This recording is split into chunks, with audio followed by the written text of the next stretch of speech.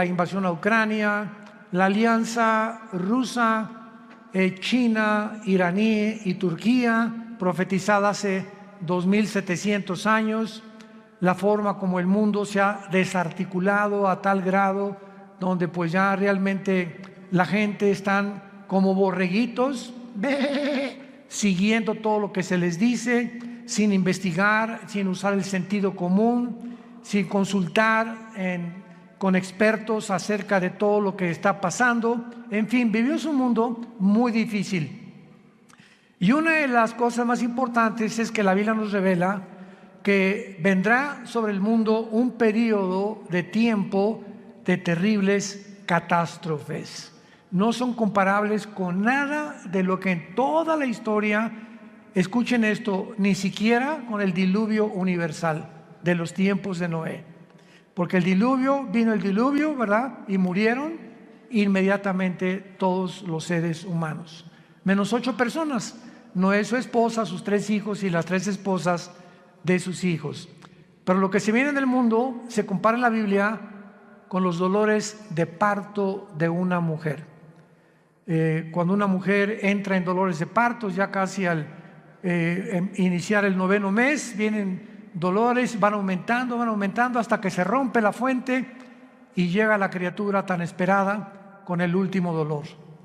Cristo comparó estos dolores de parto como se iba a llevar a cabo o como se iba a suceder los elementos geopolíticos, filosóficos, religiosos en el planeta Tierra antes de que Él venga por segunda vez.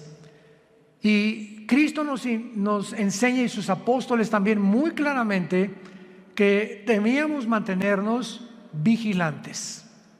Dice en Lucas 21:30 en adelante, para que sean dignos de escapar. ¿De escapar de qué? Pues de la tribulación. ¿De qué otra cosa vamos a poder escapar, verdad? Porque hay personas que enseñan que la iglesia va a atravesar la tribulación. Pero cuando este estudio nos va a ayudar a ampliar nuestra capacidad de comprensión teológica y bíblicamente para entender que es imposible que la iglesia atraviese la gran tribulación. Nos vamos antes, tal vez ahorita saliendo, tal vez ahorita en la noche, mañana, la semana que entra, no sabemos el día y la hora, pero ya los cascos del Apocalipsis se encuentran sonando en el cielo. Y a la voz del novio está gritándole a la novia: vengo por ustedes, prepárate, porque muchos en ese momento me dirán: Señor, Señor, y les contestaré: yo nunca te conocí. Hablamos lenguas, hicimos milagros. También los demonios pueden imitar los dones y pueden imitar los milagros. Nunca los conocí porque nunca hicieron mi voluntad.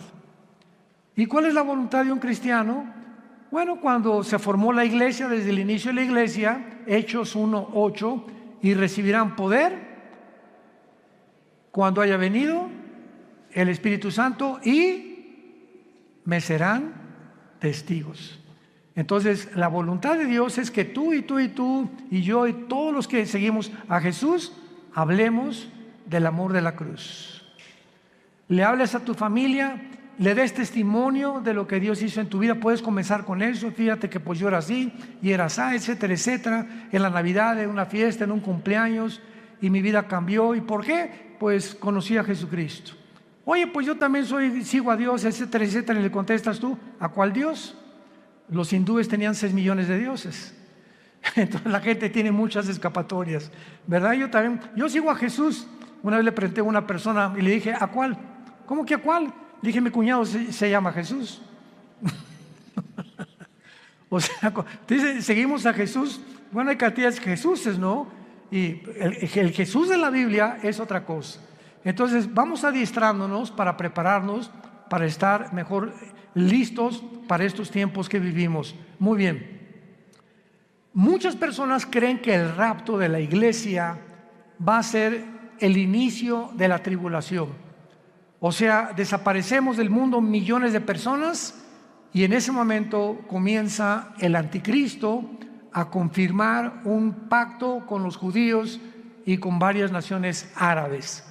Sin embargo, no es eso lo que enseña la Biblia. El principal propósito de la tribulación, y la tribulación no se inicia con el rapto de la iglesia. Podemos irnos, por ejemplo, hoy en la noche en el rapto de la iglesia, viene Cristo mañana por nosotros, y pueden pasar un mes, 2 meses o tal vez un año cuando comience la tribulación. Entonces no necesariamente viene el rapto e inmediatamente comienza la tribulación. La tribulación, los que quieran apuntar, tiene su inicio cuando el anticristo confirme un pacto de paz con la nación de Israel y con naciones árabes. Abran sus Biblias en el libro de Daniel, capítulo 9, versículo 27. Daniel 9, versículo 27. En este capítulo 9 de Daniel, de los versículos 24 al 27, se encuentra la famosa semana 70 de Daniel. Porque hace 2600 años, Daniel se encontraba en Babilonia cuando comenzó a leer al profeta Jeremías. Y Daniel descubre, leyendo el profeta Jeremías, de que el exilio o todo ese tiempo en que Nabucodonosor se llevó a los judíos a Babilonia, los 70 años de exilio estaban por terminar. Y Daniel se sorprendió, era un hombre de Dios que oraba 3 veces al día, en la mañana, en la tarde y en la noche. Estamos hablando de 1 a 2 horas diarias, en cada término de su oración. Entonces se hinca Daniel en el capítulo 9 y comienza a orar a Dios. Señor, ya va a terminar la cautividad babilónica. Jeremías profetizó que serían 70 años, y como él era un hombre que estudiaba la Biblia, como muchos cristianos, me espero que lo estén haciendo, estaba consciente de lo que iba a pasar. Entonces Daniel, después de orar, Dios le manda un ángel, y el ángel baja del cielo, y antes de que el ángel llegue a Babilonia o a donde estaba Daniel, Satanás envía a otro principado, al principado tal vez de Grecia o de Persia, para impedir que el ángel que mandaba Dios llegara a la tierra y le diera a Daniel el programa o la respuesta de cuánto faltaba para que Dios terminara con la nación de Israel. Entonces hay una guerra en el cielo, está en el capítulo 10 de Daniel, hay una guerra en el cielo. Finalmente el ángel llega hasta donde era Daniel, y el ángel le revela a Daniel todo el programa cronológicamente de la nación de Israel. Porque todo el Antiguo Testamento, el pueblo de Dios es Israel. El Nuevo Testamento es la iglesia, y la iglesia no es Israel, ni Israel es la iglesia. Son 2 entidades completamente diferentes. Israel no era el cuerpo de Cristo como se formó con la iglesia. Nosotros somos el cuerpo de Cristo. Israel era la esposa del Padre, y Dios se divorcia, le da cartas de divorcio a Israel, y hasta el momento Israel, el antiguo pueblo de Dios, se encuentra en la banca. Y Dios forma a una entidad nueva que se llama la iglesia desde hace 2000 años, después de la resurrección de Jesucristo y desde el día de Pentecostés. Entonces la iglesia es una entidad completamente diferente de Israel. Entonces Dios, el ángel le dice a Daniel: Daniel, Dios tiene 490 años en su programa para terminar con la nación de Israel. Y la palabra que se usa aquí son 70 semanas. Así dice el versículo 24. 70 semanas están determinadas, decretadas sobre tu pueblo Israel y sobre tu santa ciudad Jerusalén. Los judíos tenían semanas de días y tenían semanas de años. Y aquí es lógico, ¿verdad?, por el contexto, que no está hablando de semanas de días, como lo vamos a comprobar. Entonces, 70 años están decretados para Israel, para que Dios ya acabe finalmente con toda la historia de Israel. Y el ángel le dice a Daniel: desde que se comience a restaurar la ciudad de Jerusalén, porque en aquel tiempo llegaron los babilonios, llegaron los medos persas, llegaron todo, ¿verdad? Y acabaron con Jerusalén. Cuando comience a ser restaurada Jerusalén, hasta el Mesías, habrá 483 años. 483 años, o sea, 6 semanas, que son semanas de años, vuelvo a repetir. ¿Cuándo se comenzó a restaurar Jerusalén? Nehemías, capítulo 2, del 1 al 6. Cuando el rey Artajerjes de Persia le ordena a Nehemías y le da permiso para que regrese a Jerusalén, que estaba hecha pedazos, y comience su reconstrucción. Y del momento de que se decretó el regreso o la restauración de las murallas de Jerusalén hasta el Mesías, matemáticamente, damas y caballeros, santos de Dios, lo comentaba en la conferencia anterior, para cualquier ateo, cualquier escéptico, cualquier agnóstico que esté buscando evidencias en la Biblia, esto es extraordinario. Fueron exactamente, desde la reconstrucción de Jerusalén hasta la muerte de Jesús, 483 años. ¿Faltan cuánto? Faltan una semana, o sea, 7 años. Por eso se llama la semana 70 de Daniel. Entonces, los judíos rechazan al Mesías y se interrumpe el reloj cronológico de Dios. Y le dice Dios a Israel: no me vas a volver a ver, Jesús, con las palabras de Jesús, hasta que digan Baruch Hashem Adonai Eloheinu, que significa en el hebreo: bendito el que viene en el nombre del Señor. Hasta que ustedes me reconozcan como Mesías, no vuelvo a tratar con la nación de Israel. Entonces Dios se vuelve y forma una nueva entidad llamada la iglesia. Y la palabra iglesia, eclesia en el griego, significa los que Dios llama fuera del mundo espiritualmente. Nos envía a Dios a su espíritu a morar dentro de nosotros para que tengamos el valor. No nos dio espíritu de cobardía, le dice Pablo a Timoteo, sino de poder y dominio propio, para que tengamos el valor de hablar del Mesías al mundo, de hablar del amor de Dios a mi familia, a mis suegros, a mis hijos, a mis padres, a mis compañeros de la oficina, en el bufete, en el consultorio médico, para hablar y decirle al mundo su necesidad profunda, intrínseca, de recibir al Salvador. Ese es el valor que una persona que no tiene a Cristo no testifica. Si tú te llamas cristiano y nunca has hablado de Cristo, dudo que tu cristianismo sea real. Muy bien. Entonces, esta semana que le falta Dios a tratar con Israel, se interrumpe por el periodo o la dispensación de la época de la iglesia, que tiene que durar 2000 años. ¿Por qué 2000 años? Porque de Adán a Abraham, 2000 años, de Abraham a Cristo, 2000 años, y de Cristo a cuando termine la iglesia, 2000 años, o sea, 6000 años. Dios creó el mundo, el universo, en 7 días, ¿se acuerdan? Génesis capítulo 2.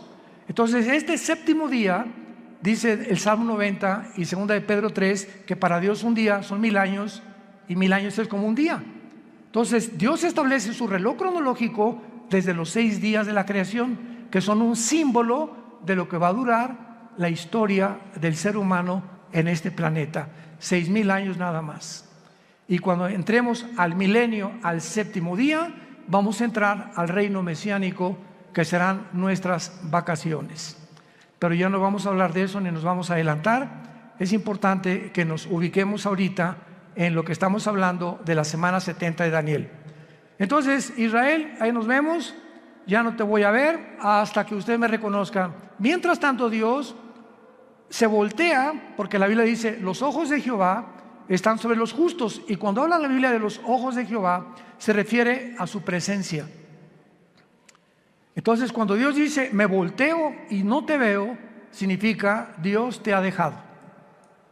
Haz lo que tú quieras, Pepito, haz lo que quieras, Carmelita, ya no me vuelvo a meter con tu vida. Y se voltea a Dios y te deja que te hundas y toques fondo. Es la forma como Dios juzga a los seres humanos. Si cuando venga tribulación y angustia me buscarás, y entonces no responderé. Porque no es cuando tú quieras, es cuando oigas su voz, no te endurezcas. Y ahorita ustedes están escuchando la voz de la palabra de Dios. Entonces, adiós Israel, Dios forma a la iglesia y comienza Dios a trabajar con nosotros, con el Espíritu Santo. La iglesia tiene que llegar a su final. Porque si no llega a su final, ¿cuándo va Dios a regresar con Israel? Entonces, durante este tiempo de la iglesia, he oído a muchos predicadores que han dicho que ya Dios no tiene que ver nada con Israel, que la iglesia tomó el lugar de Israel y que Israel ya se olvidó de Dios. Yo siempre les digo, leer Romanos 9, 10 y 11. 3 capítulos del libro de Romanos de Pablo mencionan que Dios no ha acabado con Israel. A nosotros nos injertó en el olivo original, en el olivo natural que es Israel, y nosotros somos el olivo silvestre. No somos el original, fuimos injertados en el olivo y en las promesas que Dios le dio en el pacto abrahámico a Abraham. Entonces todas las promesas que Dios tenía para Israel se vuelven a favor de nosotros, menos la promesa de la tierra. Porque la promesa de la tierra que Dios le dio a Israel se va a cumplir en el reino mesiánico. Entonces, ahora que Dios está tratando con la iglesia tiene que salir del mundo para que estos 7 años que quedan de la semana 70 de Daniel, que se llaman los 7 años de la tribulación, y vamos a ver qué otros términos se usan en la Biblia, Dios trate con Israel y los meta a un horno. ¿Qué microondas ni qué nada? Va a ser un horno de fuego donde los va a purificar para que puedan estar listos y entrar junto con nosotros al reino mesiánico o al reino milenial. Pero veamos el versículo que más nos interesa, que es el versículo 27 de Daniel 9. Y por otra semana, o sea, por otros 7 años, ahí está la semana 70 de Daniel, es la semana que falta para Israel, que son los 7 años de la tribulación. Y por otra semana está hablando del anticristo. Confirmará el pacto con muchos. A la mitad de la semana hará cesar el sacrificio y la ofrenda, y después, con la muchedumbre de las abominaciones, vendrá el desolador, que es el anticristo, hasta que venga la consumación y lo que está determinado se derrame sobre el desolador. Santos de Dios, este versículo 27, por eso la Biblia es más moderna que el periódico de mañana en la mañana. La Biblia es más moderna que cualquier noticia que el mundo pueda sacar, porque todo Dios lo puso con anticipación para que cuando suceda nos acordemos que Dios es el Dios que conoce el futuro. Y ese es el verdadero Dios al quien tú y yo estamos sirviendo. Noten ustedes, hablando del anticristo, versículo 27, y vamos a traducirlo, por 7 años el anticristo va a confirmar, no a afirmar. ¿Ya lo vieron? Confirmar un pacto. Esto significa que cuando nos vayamos nosotros y el anticristo se siente con los rabinos judíos o con los gobernantes de Israel actuales, o no sabemos quiénes serán, para firmar un pacto, confirmar un pacto, estos gobernantes judíos van a aceptar que este hombre les garantice la paz por 7 años, por la semana 70 de Daniel, que son 7 años. Entonces el anticristo les va a decir, por 7 años les garantizo que ninguna fuerza externa, ningún poder, ni Rusia, ni China, ni nadie los va a atacar. Pero al mismo tiempo dice, confirmará el pacto con muchos, aparte de Israel. ¿Quiénes son estos muchos? Las naciones árabes, que han sido su principal enemigo de Israel. Ahora, qué maravilloso. Desde 1948 que Israel se estableció como nación soberana, independiente y libre, y el mundo estupefacto volteó hacia Israel. En un día se formó una nación, después de casi 2000 años que estuvieron exiliados por todo el mundo. Entonces, esto es impresionante porque desde 1948 hasta principios de este siglo, síganme con cuidado, hasta principios de este siglo, solo dos naciones árabes habían firmado pactos de paz con Israel: Jordania y Egipto, que todavía permanecen estos paz con Israel. Pero en estos últimos meses de la administración de Trump y la administración de los demócratas en Estados Unidos, las naciones árabes, aparte de Egipto y Jordania, cosa que nunca se había visto en la historia, comenzaron a decirle a Israel: ¿nos das chance de estar bajo tu paraguas? ¿Qué? ¿What? ¿Nos das oportunidad de que quedemos bajo su protección? ¿Cómo? ¿Qué hizo que las naciones árabes comenzaran? Bahrein, los Emiratos Árabes Unidos, Sudán, Marruecos, le estén pidiendo ayuda a Israel a entrar en lo que se llama el Acuerdo de Abraham, que firmó Israel con los Emiratos Árabes, con Bahrein, puras ciudades árabes, y últimamente ya son casi 6 o 7 naciones árabes que están bajo el paraguas de Israel por causa de Irán.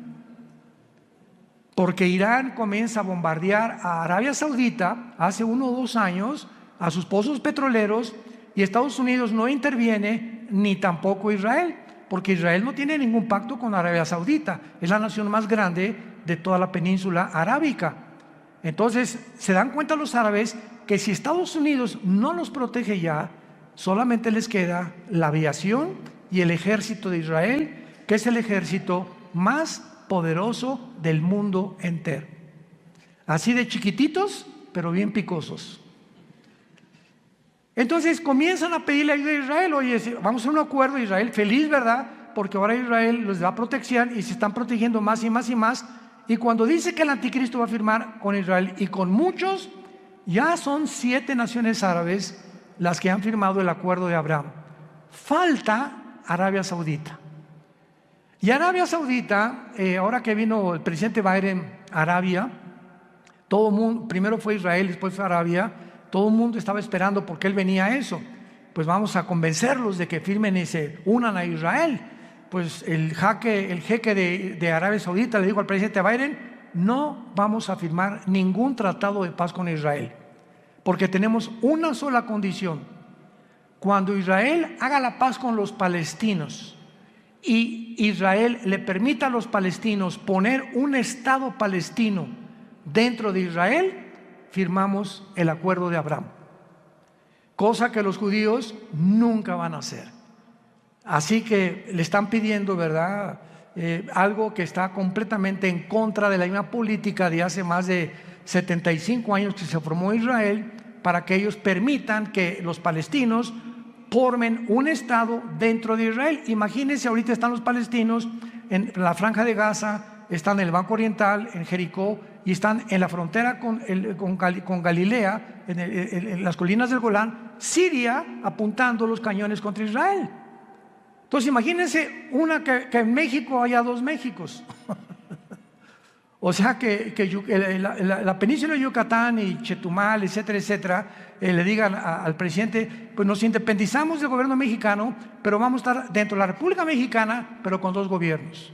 Vamos a hacer completamente 2 gobiernos, y va a haber 2 gobiernos dentro del mismo terreno geográfico de la República Mexicana.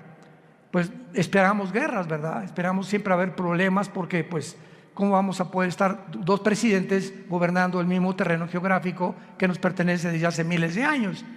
Entonces Arabia Saudita está ahorita completamente descansando, ¿verdad? Está en pausa hasta que Israel le conceda a los palestinos tener una nación dentro de Israel, cosa que va a suceder. ¿Dónde lo encontramos? En el libro de Joel, en el Antiguo Testamento. Ahí denle la vuelta a Oseas, después de Daniel, para que no se vayan hasta Génesis, y luego sigue Joel. No se pierdan tanto. Y aquí en el libro de Joel, capítulo 3, que describe la Tercera Guerra Mundial y la venida de Jesucristo, dice así, Joel capítulo 3, versículo 1 y 2, principalmente. Porque he aquí que en aquellos días y en aquel tiempo en que haré volver la cautividad de Judá y de Jerusalén, reuniré a todas las naciones y las haré descender al valle de Josafat, o sea, al valle del Meguido, donde será y se librará la Tercera Guerra Mundial, conocida como la batalla del Armagedón, que se encuentra en Apocalipsis 16, del 12 al 14. Los reuniré en el valle de Josafat y allí entraré en juicio con ellas a causa de mi pueblo y de Israel, mi heredad, a quienes ellas esparcieron entre las naciones y repartieron mi tierra. Una de las razones por las cuales Dios se va a enojar con la nación de Israel es que van a acabar cediendo a la presión de otras naciones para permitir dos naciones dentro de una nación. Repartieron mi tierra, la tierra que Dios le prometió a Abraham, a Isaac y a Jacob. Muy bien, ahora veamos este famoso pacto de paz o tratado que confirmará el anticristo, porque hay 5 cosas claves de este tratado, los que lo quieran apuntar. Número 1, el tratado de paz que el anticristo va a confirmar con Israel será entre Israel y el anticristo, involucrando a naciones árabes. Número 1, involucrando a naciones árabes. Puesto que el anticristo tiene que surgir de alguna de las naciones que formaron el antiguo imperio romano, él será el principal protagonista. Ahora vean esto. Para los judíos el anticristo va a ser casi como un Mesías, porque para que hayan confiado que nadie los va a agredir y para que el anticristo tenga el poder de detener a naciones que sean contra Israel, es porque el anticristo va a ser un personaje sobrenatural, controlado por un principado completamente angelical, un principado de Satanás. Ahora esto es muy importante, ¿verdad? Porque él va a ser el principal protagonista y él no va a permitir que nadie los ataque. Antes de que el anticristo firme este tratado, va a haber 2 guerras en Israel que están mañana en el periódico delante de nosotros. La primera es la del Salmo 83. El Salmo 83 profetizó hace 3000 años que las naciones árabes que forman el círculo cercano a Israel, Egipto, Jordania, el Líbano, Irak y Siria, van a tratar de aniquilar a Israel por segunda o tercera o cuarta vez. Lo intentaron en el 48 cuando regresaron.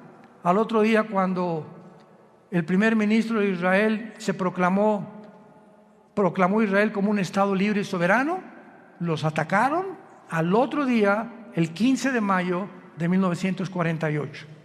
Los volvieron a atacar en 1956. Los volvieron a atacar en la Guerra de los 6 días, 1967, junio del 1 al 7 de 1967. Y los volvieron a atacar en la Guerra de Yom Kippur, 1973. Cuando Yasser Arafat formó el movimiento para la liberación de Palestina, jurando en el decreto que tienen los palestinos: nunca permitiremos que podamos tener un gobierno en Israel sin Jerusalén. Imagínense nada más. Todos los diplomáticos, el presidente Bush, el presidente Carter, el presidente Clinton, el presidente Reagan, el presidente Trump, el presidente Biden, le han dicho a los palestinos: bueno, les damos la mitad de Jerusalén y les damos aquí, les damos allá, y ellos dicen: no, toda Jerusalén. O sea, cosa, ¿verdad? Me río porque es una imposibilidad. Como dijo Benjamín Netanyahu, que tal vez próximamente vuelva a recobrar el primer ministerio en Israel, Netanyahu dijo: el día que realmente nuestros enemigos quieran que les demos Jerusalén, vamos a tener lista la operación Sansón. Así se llama, la operación Sansón. ¿Qué pasó con la operación Sansón? ¿Se acuerdan de la vida de Sansón? En Números capítulo 3 en adelante. Bueno, a Sansón le sacaron los ojos, una mujer lo debilitó en sus fuerzas por andar ahí de rabo verde, ¿verdad? Y el Espíritu Santo lo abandonó a Sansón, se quedó sin fuerza, y entonces los filisteos tenían como un circo, lo pusieron lo empujaron, a ver tu fuerza, etc., y comenzaron a burlarse de él. Y ahí Sansón, en medio de este espectáculo donde todos se burlaban de él, los filisteos, le dijo a Dios: Padre, por favor, yo te pido, como un último acto de mi voluntad, llévame a donde haya 2 columnas, porque Sansón conocía el teatro filisteo, para que yo pueda derribar este teatro. Y entonces unas personas que lo guiaron, ¿verdad?, lo pusieron debajo de las 2 columnas, y entonces Sansón muere junto con todos los filisteos. O sea, Sansón tenía el ministerio de acabar con los filisteos, y fue hasta su muerte que terminó con ellos. En su muerte terminó con su ministerio. Entonces los judíos le llaman Operación Sansón. Si nos atacan, morimos junto con ustedes. Tenemos la bomba nuclear. Entonces Israel nunca va a permitir una invasión. Hasta este momento no lo ha permitido, y siempre ha ganado. Y nunca Israel ha sido el que provoca a sus enemigos. Nunca él ha buscado la guerra. Siempre se ha defendido de las naciones árabes. Con esto, para que no haya malos entendidos, no estamos hablando que somos judíos, porque ahorita no hay judío, no hay griego, no hay gentil, no hay italiano, no hay mexicano. En Cristo, en la iglesia, todos somos iguales.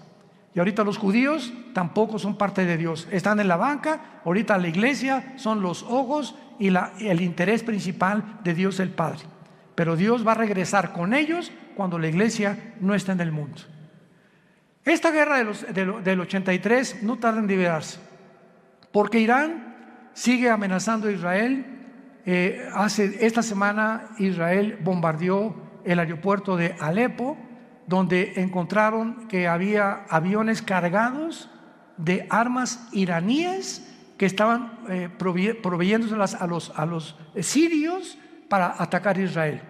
Entonces ahorita Israel anda, ¿verdad?, pero con los ojos abiertos, con sus aviones F-35 vigilando por todos lados que no haya movimientos de armas de Irán, principalmente a Líbano, a Siria o a Irak, porque son las naciones donde Irán tiene la supremacía. Irán ahorita sostiene a Hezbollah, el grupo terrorista más grande del mundo en el Líbano, sostiene a los Houthis en Yemen, en la península arábica, y sostiene al grupo de Hamas en la franja de Gaza o en la franja de los palestinos. Así que Irán ahorita es el peligro número 1 del Medio Oriente, y es el que va a iniciar esta guerra para que ataquen a Israel. Muy bien. Después de esta guerra, que tal vez nosotros la vayamos a oír en estos días, porque ya no tarda ahorita con tantos viajes que está bombardeando Israel y a Siria e Irán, y van a tener que responder, y se va a armar un conflicto bélico muy grande. Israel va a volver a ganar, de acuerdo al Salmo 83, va a volver a ganar. Y después de la guerra del 83 viene la guerra de Gog y Magog. Ezequiel 38 y Ezequiel 39 en el Antiguo Testamento. ¿Cuál es la guerra de Gog y Magog? Cuando Putin vea que ya los judíos vencieron a los árabes, ahorita Putin está reuniendo a todas las naciones islámicas del mundo entero bajo su sombrilla. Y bíblicamente, en Ezequiel 38, las naciones que van a estar en la región de Magog. Magog es una zona geográfica que comienza desde Finlandia, el mar Báltico, baja por Ucrania. Ucrania pertenece a Magog, por eso nunca se va a salir Putin de Magog, de Ucrania jamás. Kirguistán, Uzbekistán, Kazajistán, Afganistán, Pakistán y todas las regiones del mar Báltico y del mar Negro que están al sur de Rusia, que se dividieron de Rusia en 1991, cuando el comunismo cayó, se perdió en Rusia, la Unión Soviética, el 30% de su territorio, que son todas estas naciones que ahora son independientes de Rusia. Pues Putin, su propósito es reunirlas a todas, y todas son musulmanas menos Ucrania. Todas son musulmanas menos Ucrania. Y todas estas naciones se van a unir después de la guerra del 83 para venirse en contra de Israel. Qué interesante que Putin tenga semanas buscando alianzas con todas estas naciones. Ya está en Kazajistán, acaba de salir de Kazajistán hace algunos días y va a comenzar a recorrer o a hacer una campaña para unir estas naciones y se cumpla Ezequiel 38 y 39, que será la guerra de la antesala de la guerra del Armagedón. Y pienso de una forma particular que estas dos guerras, la del Salmo 83 y la de Ezequiel 38 y 39, van a suceder antes de que nos vayamos de este mundo. Es posible que veamos y seamos testigos de estas dos invasiones. Y el anticristo, viendo que otra vez derrota Israel a Rusia, porque viene de Rusia con Gog y las naciones musulmanas, entonces el anticristo va a ser el papucho de papuchos. Y ya no va a haber nadie que le pueda hacer frente en el mundo entero, porque ya acabó Rusia, ¿verdad? Ya acabaron las naciones árabes, el primer círculo, los musulmanes ya no van a tener el poder para poder atacar a Israel. Y entonces el anticristo va a erigirse como el dictador número uno del mundo entero, y el anticristo va a unir a Europa con el Medio Oriente.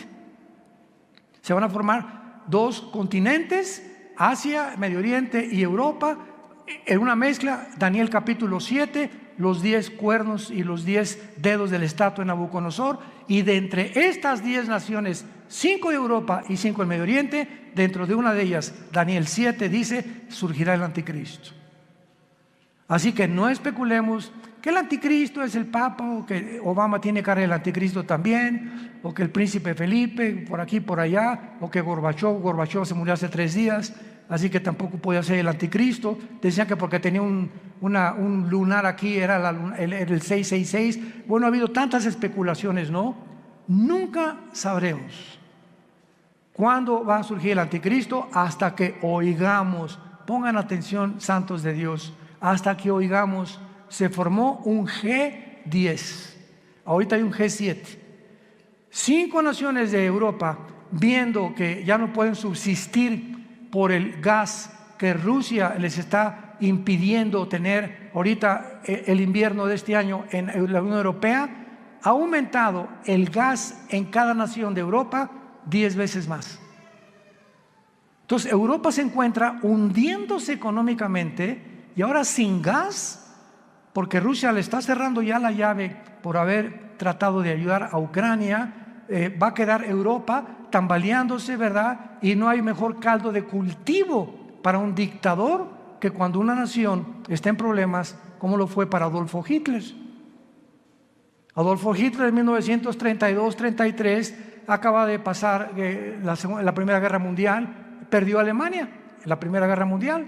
Vino el caos económico en los 30s, donde la gente se está muriendo de hambre, y en medio de este caos Alemania estaba llena de comunistas, porque el comunismo comenzó en el 93 con los bolcheviques, con Lenin. Estaba sin trabajo, no había fábricas, y llega Hitler y crea la Volkswagen, que significa el carro del pueblo.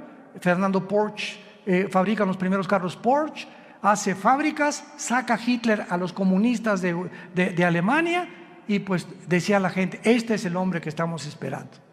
Siempre el engaño del populismo, ¿verdad? De los gobiernos populistas. Este es el que estábamos esperando, porque siempre desgraciadamente estamos esperando un hombre que nos saque del hoyo, y no hay nadie que nos pueda sacar más que Jesucristo, el Hijo de Dios, nada más. Entonces Hitler tenía el caldo de cultivo, ¿verdad? Igual todos los grandes dictadores que ha habido en la historia, Saddam Hussein, el que tú me quieras mencionar, surgen cuando el problema en la nación se encuentra completamente económicamente quebrantada. Y de ahí el que surja en la nación le estará eternamente agradecido que lo sacó del hoyo, pues el anticristo se formará y lo adorarán como Dios. de los milagros, va a solucionar el problema de Europa, va a solucionar el problema del Medio Oriente, va a solucionar el problema de África, va a solucionar el problema del hambre, del clima y de todos los problemas que ahorita han sido insolubles. El anticristo tendrá la sabiduría, la destreza, el poder de poder realizarlo. Veamos en el libro de Daniel capítulo 8 lo que acabamos de comentar del anticristo.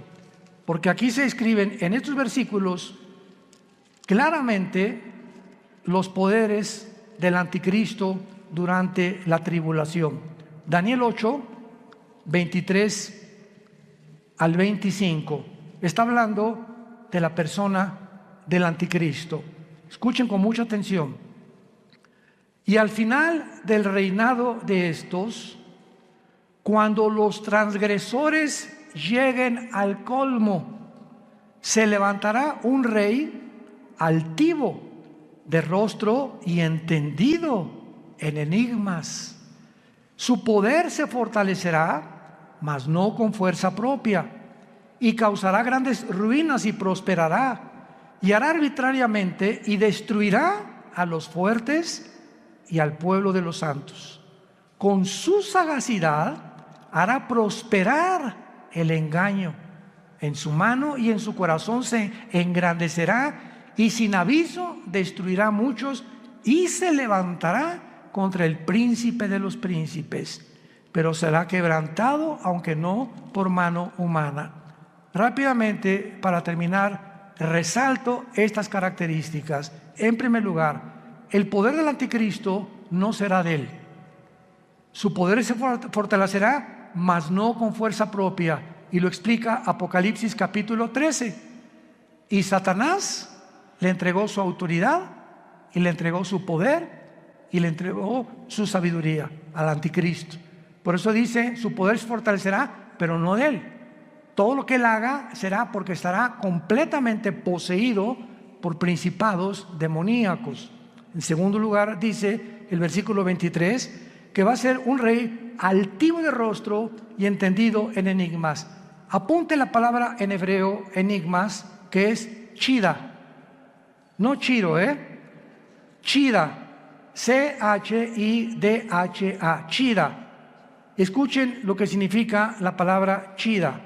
Significa dichos o cosas difíciles de resolver, problemas para la inteligencia común del ser humano.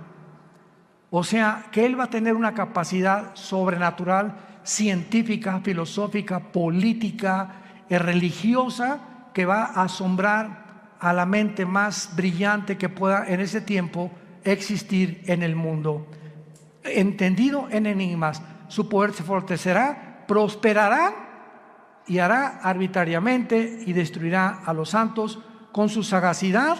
Esta palabra sagacidad es la palabra sekel en el hebreo, S y con K, sekel, apúntala, que significa inteligencia para resolver crisis. Con su inteligencia para resolver crisis hará prosperar el engaño.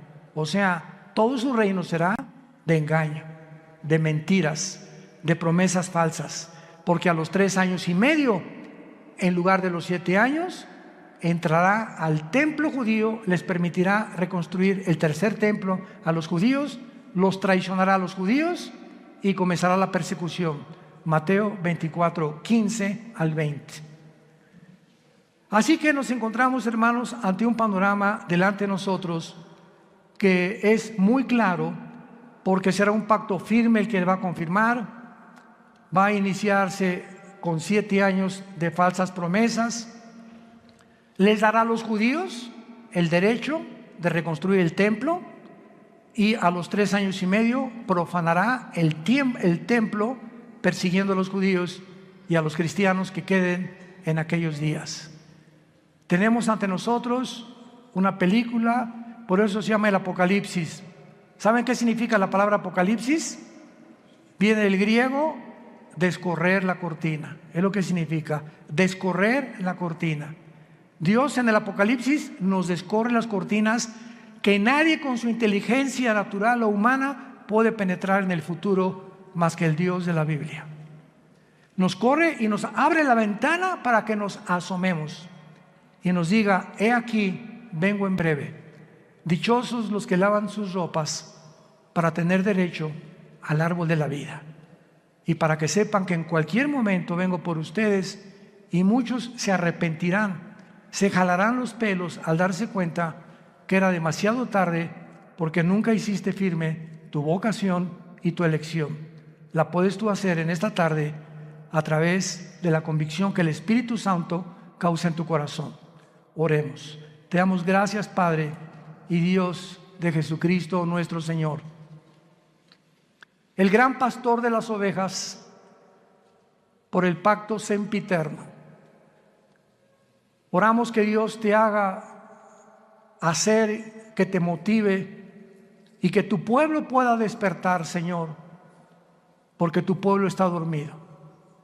Hay un engaño operando en el mundo entero ya, haciéndonos creer cosas que no son reales. Los medios de comunicación están llenos de mentiras, falsedades por todos lados, donde el mundo ya no sabe qué creer y qué no creer.